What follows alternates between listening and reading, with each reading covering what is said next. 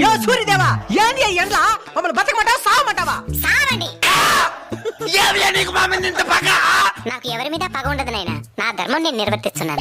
ఏది నీ ధర్మమో మమ్మల్ని చంపేసేదా? మరి మీరు చెట్లను చంపేసినప్పుడు ఈ ధర్మం ఎక్కడికి పోయింది నాయనా? అట్లా నాకు తెలుసు. ఈ ఎండకి తలకు తోట్లు పడుతున్నాయి. మీరు వాడి ఏసీల వల్ల ఓజన పరికి ఎప్పుడో తూట్లు పడింది నాయనా. ఎండ ఎక్కువగా ఉంది, ఏసీ 2 పాయింట్లు పెంచు అని అంటారు గానీ ఎండ ఎక్కువగా ఉంది 2 చెట్లు పెంచుదామని ఏ రోజైనా అనుకున్నారా? అంటే అది చెరువులు కూడా ఎండిపోతున్నాయి స్వామి. నీళ్ళుండాల్సిన చెరువులో నిలువెత్తి బోడాలుంటే ఎవరేం చేస్తారు నాయనా? అడవులు కూడా ఎండిపోతున్నాయి స్వామి. మరి అక్కడే కదా నాయనా అపార్ట్మెంట్లు కట్టాల్సిందే.